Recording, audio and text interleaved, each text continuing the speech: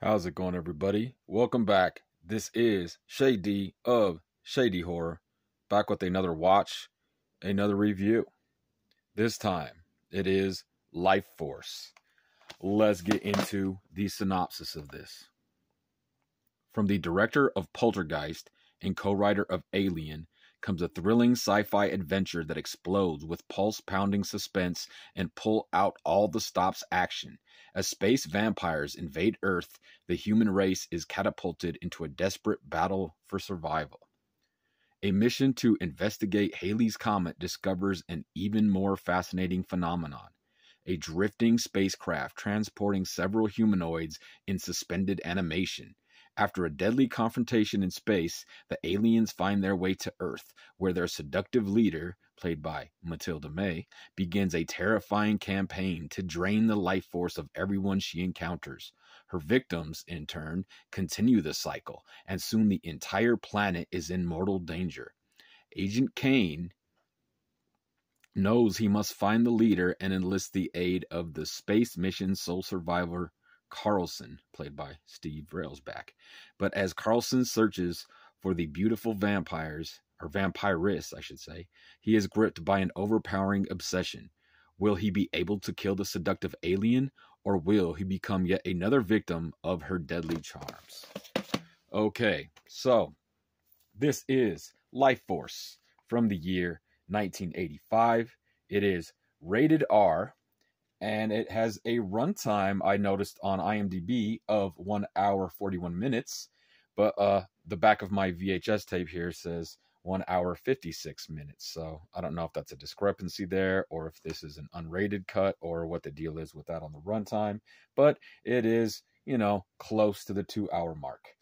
I am back at it with another throwback review, another VHS, one I am revisiting, from director Tobe Hooper, Lifeforce, the epic mashup of a few horror genres. Starring the lovely, voluptuous Matilda May, this begins with a bit of narration and a trip into outer space. A good budget from the mid-80s era with a cool score and a crazy-ass premise.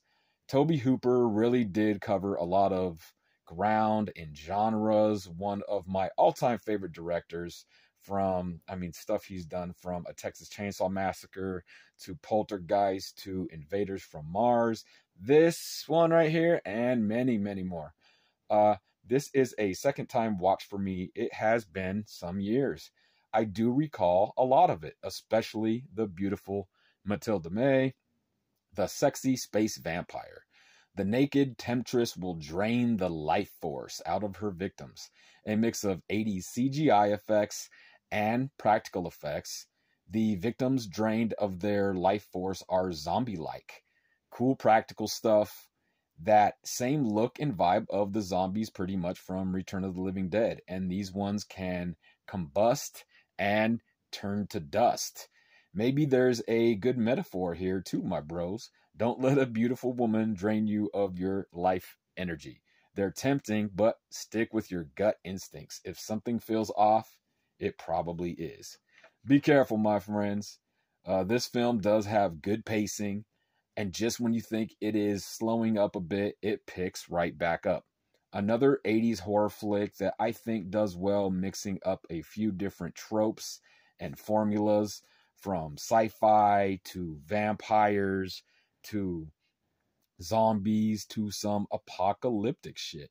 I know this has had a Blu-ray release for quite some time and even a 4K release, but I gotta say, it's fun giving these old VHS tapes a watch. Just the right amount of grit. The picture still looks good, and it's just really nostalgic, and I'm old school and still and always will love the old school stuff. There's some mind control elements that take play here.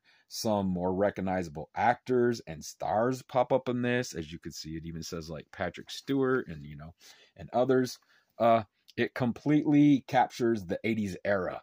The effects, the tone, the acting. It's a fun ride. I've heard a few reviews on this, and honestly, they weren't the greatest. I took this for what it is, an epic genre-bending, crazy story that gets bigger in scope. I was in the mood, I guess, for this watch, and I had a lot of fun with it. It's weird, it's odd, it's original. It's a sci-fi flick, a horror flick, an adventure flick.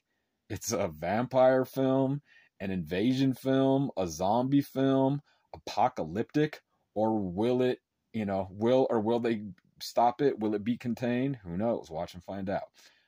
By the end, or even the last 20 minutes or so, it gets crazy.